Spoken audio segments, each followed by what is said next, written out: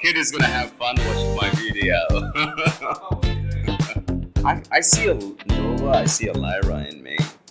I do remember they have a dog, but I wouldn't know their names. But I think, I'm a guy who generally tags along everybody in my journey. I'm sorry, I got it wrong. The government of India, it's Andhra Pradesh.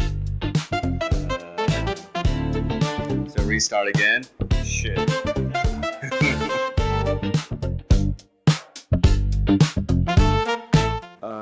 At the outset, I would like to reiterate the fact that we are not a food organization. For us, the primary cause was how we, as individuals, contribute to polluting our waterways, contribute to polluting our soil by sheer choice of kind of food we consume.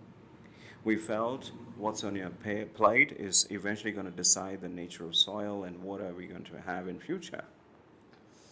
So the focus of Pickle Jar has been to rejuvenate these landscapes, help people have safe food.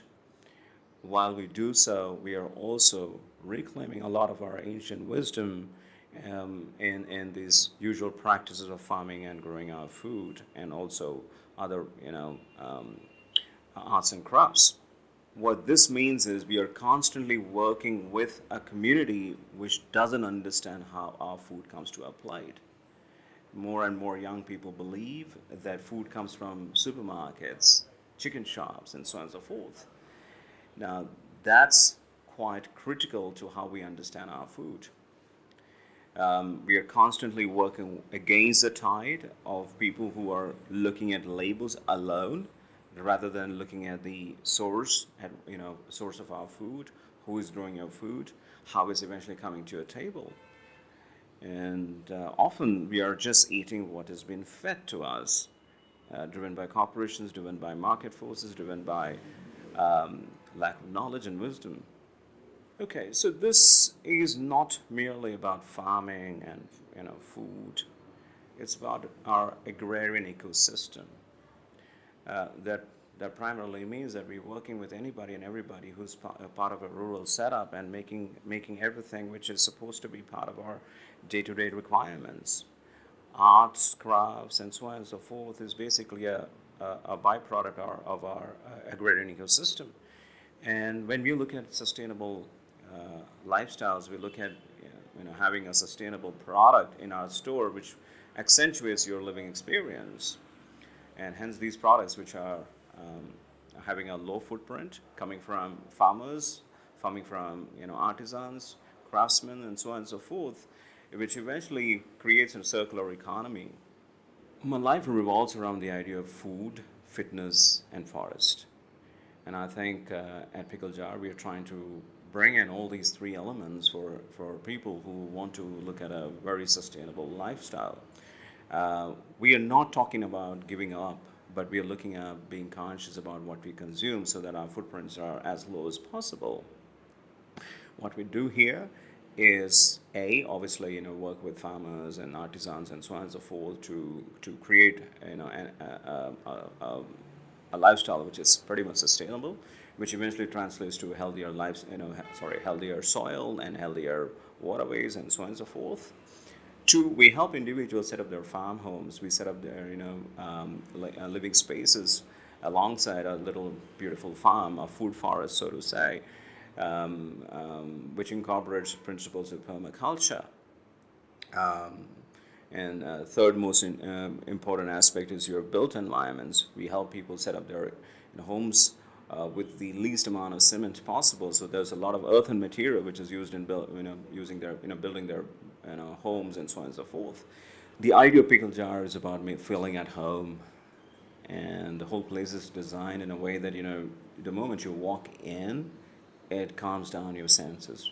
We have married the design process with what is called biophilia, where the innate being of a human being is to connect with his natural surroundings. So an extensive use of natural materials. The colors are pretty sober, and obviously the people around here are pretty welcoming. And not to forget the number of trees we've got here, right at the entrance. It would say this is a place where we are encouraging and helping people who want to change the way they live their life, include the elements of food, I would say conscious food, get fit by the day, and also grow your food. And that's the idea of food forest. In the last 4 years, we have been able to have a great outreach. We've been working with farmers, we've been working with artisans, and more so that we've been able to have a good outreach where we have a lot of young people who are willing to work with us. Now, these are young people who are generally coming from families, who have done, worked with fabric or, have been farmers' children and so on and so forth, but generally are struggling to make their ends meet. Now, we're trying to find a form of ecosystem, a marketplace, which actually helps them take a fair share home. I think that's pretty much in making. I think we've done a good job with it. Right now, we're trying to increase the potential of this platform, the marketplace, where more and more farmers can be onboarded. I would want to leave them with a lot of questions. Do they have the reverence towards what they eat? And even before they could ask that question, can they trace where the food comes from? Who grows that food for them? What happens in the process of growing that food? What happens eventually after they eat that food? Are we bound to what has been told to us? Do you have a wisdom of your own? Where are you? It's always late until you make it happen. The question to you is, when do you start? Amazing. I don't know, man.